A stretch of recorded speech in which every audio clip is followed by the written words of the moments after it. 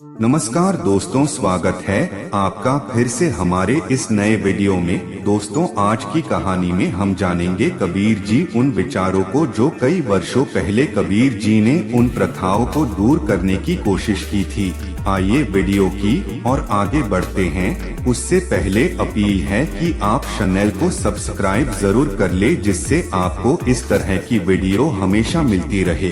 दोस्तों, एक बार की बात है, भगत कबीर जी की कुटिया के सामने एक वैश्या ने अपना घर बार बना लिया और उसने अपना वहां कारोबार करना शुरू कर दिया। जो उसका पहले का कारोबार था, रोज उसके घर पर उसके ग्राहक आते और वह अपना काम करते हैं और चले जाते थे, और साथ ही साथ हल्ला दंगा भी करते, जिसके कारण से कबीर जी काफी परेशान रहने लग गए थे। उनको भक्ति में मन ही लगना बंद हो गया। वह चाहकर भी अपना मन शांत नहीं कर पाते, क्योंकि सामने जब यह लोग हल्ला दंगा करते तो इनका मन अशांत हो जाता। उस वेश्या के कुटिया में कहीं कोई शराबी तो कहीं कोई जुवाड़ी जाकर हल्ला करता और शोरगुल करता, जिसके कारण कबीर जी का मन नहीं लगता और यह इस बात से काफी चिंतित होने लग गए।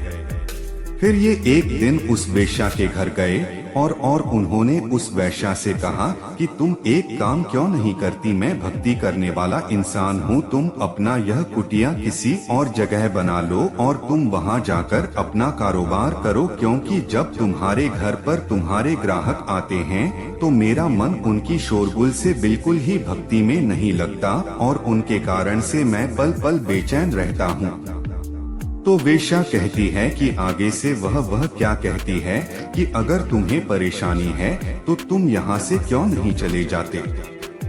जब कबीर जी ने उसके इस बात को सुनते हैं और समझ जाते हैं कि यह बहुत ही जिद्दी किस्म की औरत है, यह मेरा कहना नहीं मानेगी, फिर वह वैसे ही बिना उसे कुछ कहे वहाँ से चले जाते हैं। एक दिन वैश्या सोच रही होती है कि आज तो मैंने मना कर दिया, फिर क्या पता वह कबीर फिर किसी दूसरे दिन मुझसे जबरदस्ती करके मेरा घर खाली करवा सकता है। यही सोचकर वह अपने ग्राहकों को कुछ पैसे देकर कबीर जी के घर में आग लगाने का प्लान बनाती है।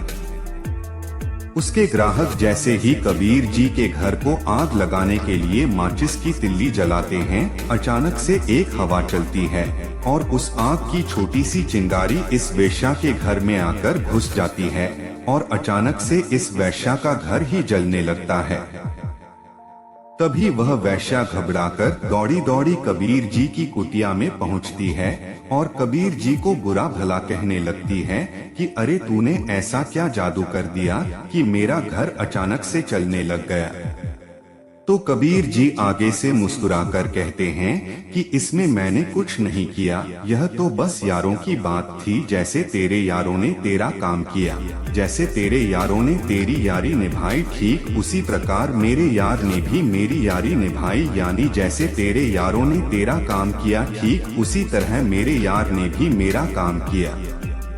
फिर उस वैश्या को अपनी गलती का एहसास होने लग गया और वह समझने लग गई कि कहीं ना कहीं मेरे यारों में ही कमी थी। अगर मेरे यार मेरे लिए सब कुछ होते तो आज मेरा घर नहीं जलता। यानी अगर इस दुनिया में सबसे शक्तिशाली कोई है तो वह है परमात्मा, जिसके साथ स्वयं भगवान खड़ा होता है। उसका कभी भी कोई भी बाल बांका तक नहीं कर सकता और ना ही उसका कोई कुछ बिगाड़ सकता है। दुनिया की कोई भी ताकत उसे मात नहीं दे सकती, क्योंकि कहा गया है ना कि जाके रथ पर केशव ताके कौन अनुदेशव। यानी जिसके रथ पर स्वयं भगवान श्री कृष्ण हो, उसे दुनिया की कोई भी ताकत युद्ध में हरा नहीं सकती। जिसका मार्गदर्शक स्वयं भगवान हो, वह कभी भी अपने रास्ते से नहीं भटक सकता और उसका रास्ता बड़ा ही आसान हो जाता है।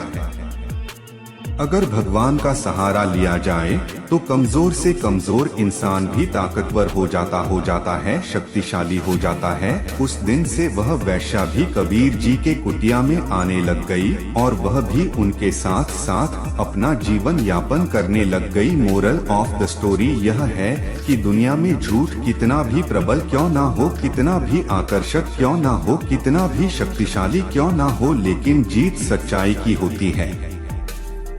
तो जितना हो सके सच्चाई के साथ खड़े रहें। अगर आप सच्चाई के साथ खड़े हैं, इसका मतलब आप भगवान के साथ और भगवान आपके साथ खड़ा है।